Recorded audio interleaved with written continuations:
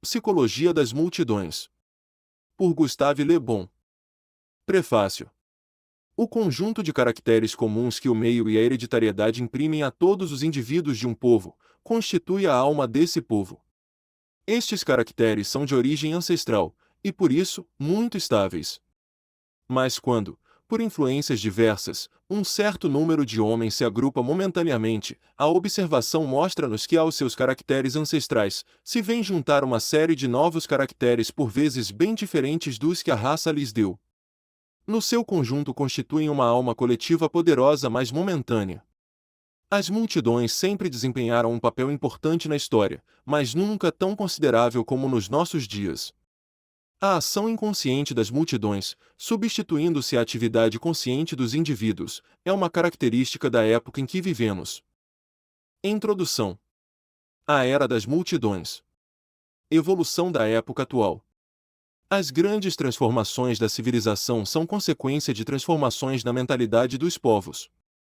A crença moderna no poder das multidões.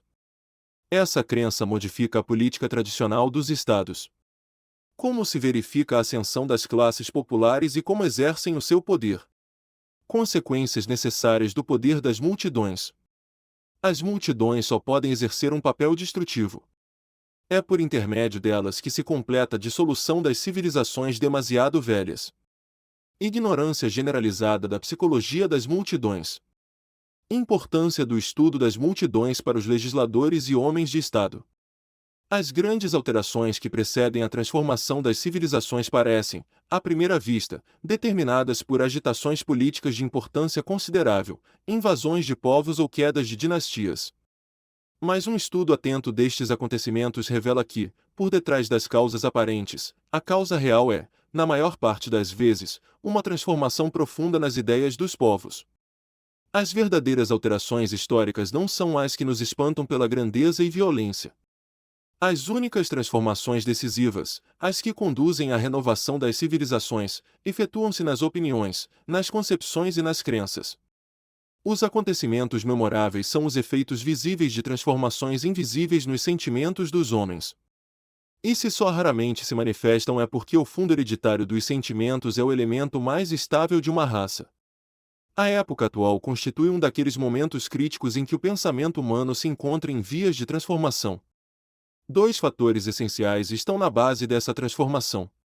O primeiro é a destruição das crenças religiosas, políticas e sociais de onde derivam todos os elementos da nossa civilização. O segundo é a criação de condições de existência e de pensamento inteiramente novas, originadas pelas modernas descobertas da ciência e da indústria. Como as ideias do passado, embora abaladas, são ainda muito poderosas, e as ideias que as devem substituir se encontram ainda em formação, a época moderna representa um período de transição e anarquia. Não é fácil dizer se hoje o que poderá um dia sair deste período necessariamente um tanto caótico. Em que ideias fundamentais se vão basear as sociedades que sucederão à nossa? Por enquanto, não o podemos saber.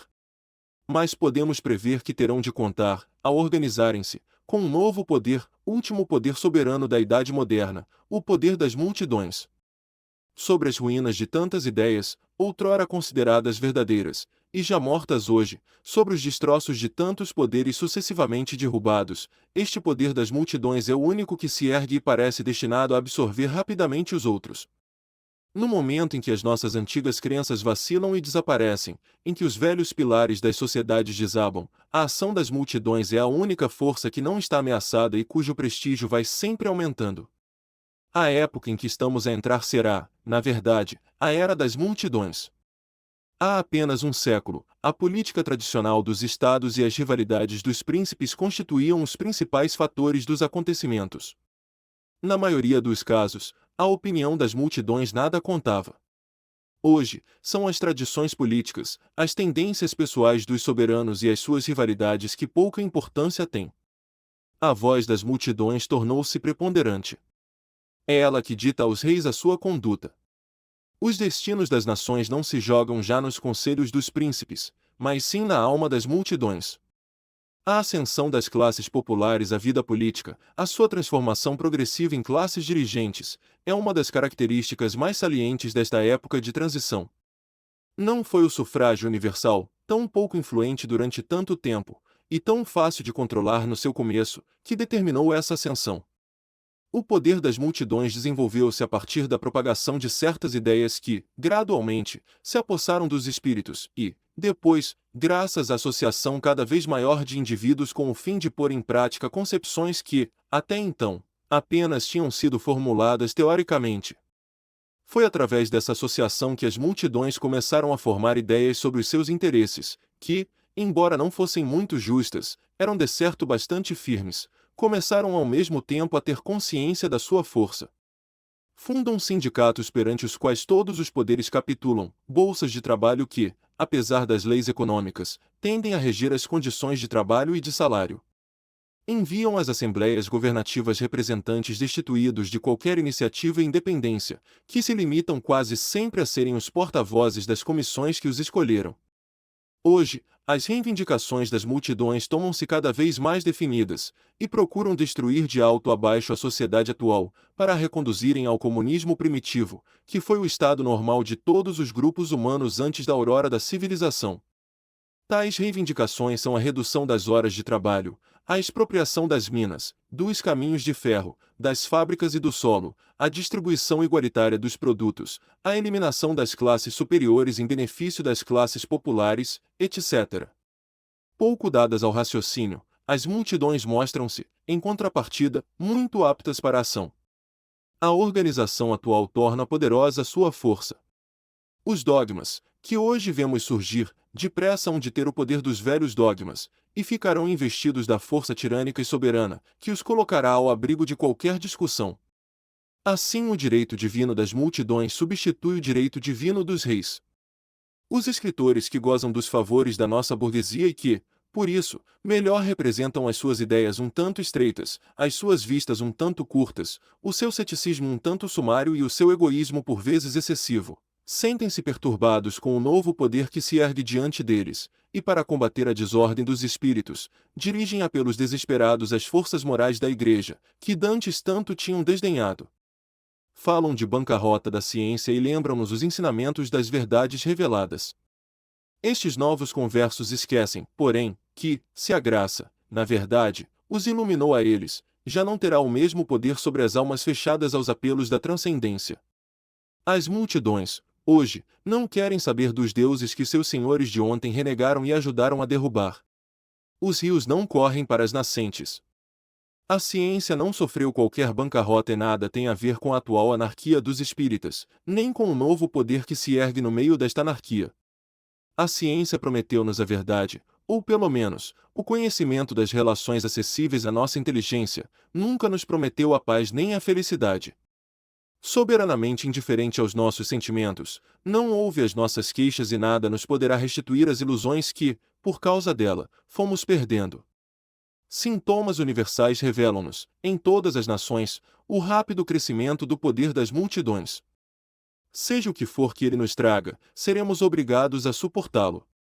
As recriminações não passam de palavras vãs. A ascensão das multidões marcará talvez uma das derradeiras etapas das nossas civilizações do Ocidente, um regresso àqueles períodos de anarquia confusa que sempre precedem o desabrochar de novas sociedades. Mas como poderemos impedi-lo? Até aqui, as grandes destruições de civilizações envelhecidas constituíram a função mais evidente das multidões. A história ensina-nos que, no momento em que as forças morais que são o fundamento das sociedades perderam o seu domínio, as multidões inconscientes e brutais, justamente qualificadas de bárbaras, encarregam-se de realizar a dissolução final. Até agora, as civilizações têm sido criadas e guiadas por uma pequena aristocracia intelectual, mas nunca pelas multidões. Essas, só têm poder para destruir. O seu domínio representa sempre uma fase de desordem. Uma civilização implica regras fixas, disciplina, a passagem do instintivo para o racional, a previsão do futuro, um grau elevado de cultura, condições estas totalmente inacessíveis às multidões quando abandonadas a si mesmas. Pelo seu poder unicamente destrutivo, elas agem corno àqueles micróbios que ativam a dissolução dos corpos debilitados ou dos cadáveres. Sempre que o edifício de uma civilização está carcomido, são as multidões que provocam o seu desmoronamento. É então que desempenham o seu papel. E, por um momento, a força cega do número torna-se a única filosofia da história. Será também isto que vai acontecer à nossa civilização? É o que podemos recear, mas que, por ora, é impossível saber. Resignemo-nos e suportemos o domínio das multidões, já que mãos imprevidentes foram sucessivamente derrubando todas as barreiras que ainda as podiam conter. Essas multidões, de que hoje tanto se começa a falar, conhecemo-las ainda muito mal. Os psicólogos profissionais viveram afastados delas, sempre as ignoraram, e quando delas se ocuparam, foi apenas para se debruçarem sobre os crimes que elas podem cometer. Não há dúvida que existem multidões criminosas, mas há também as multidões virtuosas, as multidões heróicas e tantas outras.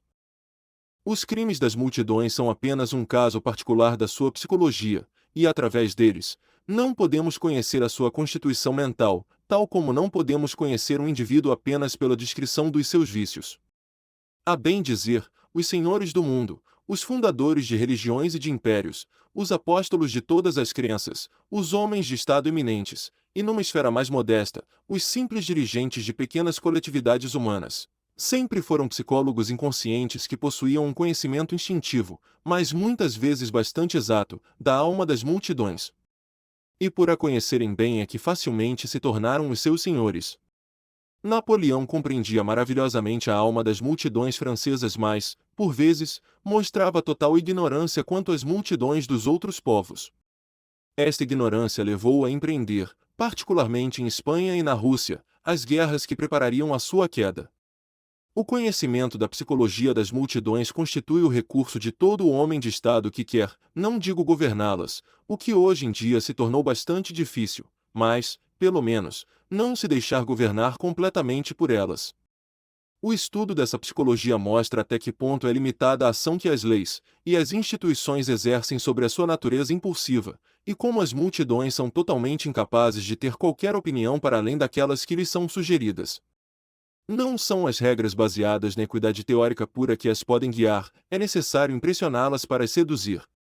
Se um legislador quiser, por exemplo, lançar um novo imposto, deverá optar pelo que é teoricamente mais justo? De maneira nenhuma. O mais injusto pode ser, na prática, o melhor para as multidões se for o menos perceptível, e aparentemente, o menos pesado. É por isso que um imposto indireto, mesmo quando é exorbitante, é sempre facilmente aceito pela multidão. Como é pago, em pequenas frações, nos objetos de consumo diário, não chega a perturbar os hábitos nem causa impressão. Mas se o substituirmos por um imposto proporcional sobre os salários, ou outros rendimentos, para ser pago de uma só vez, levanta-se imediatamente um coro de protestos, ainda que o novo imposto seja 10 vezes menos pesado do que o outro. Neste caso, em vez das pequenas frações invisíveis, pagas dia a dia, torna-se necessário despender uma nova soma, relativamente elevada, que, por isso mesmo, parece impressionante. Só passaria despercebida se tivesse sido posta de parte aos poucos, mas esse procedimento implica uma dose de espírito de previdência econômica de que as multidões são totalmente incapazes. O exemplo tão simples que acabamos de dar ilustra bem a mentalidade das multidões. Essa mentalidade não escapou a um psicólogo como Napoleão, mas os legisladores, esses, continuam a não compreender porque nada sabem dela. A experiência ainda não lhes ensinou que os homens não se deixam guiar pelas prescrições da razão pura. A psicologia das multidões pode aplicar-se em campos muito diversos. O seu conhecimento traz uma luz imensa a numerosos fenômenos históricos e econômicos que, sem ela, permaneceriam quase totalmente ininteligíveis.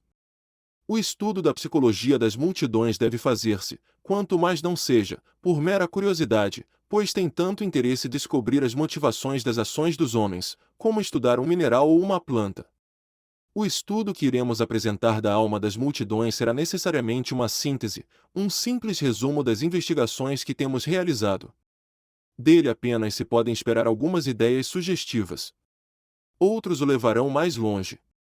Nós, hoje, limitamo-nos a abrir os primeiros sulcos num terreno até agora inexplorado. Nas minhas diversas obras, sobretudo em Psicologia do Socialismo, encontram-se algumas consequências das leis que regem a psicologia das multidões, que se aplicam a assuntos muito diferentes. G. Vaert, diretor do Conservatório Real de Bruxelas, descobriu recentemente uma aplicação notável das leis que expus num trabalho sobre a música, arte que ele muito justamente classifica como a arte das multidões.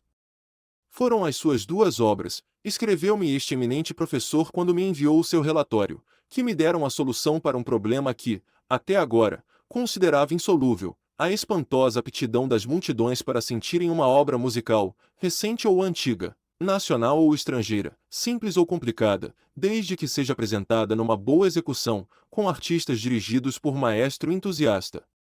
G. Vaert demonstra admiravelmente por que é que uma obra, que não foi compreendida por músicos notáveis que leram a partitura no isolamento dos seus gabinetes, é por vezes imediatamente apreendida por um auditório alheio a toda a cultura técnica. Explica também claramente as razões pelas quais estas impressões estéticas não deixam quaisquer vestígios.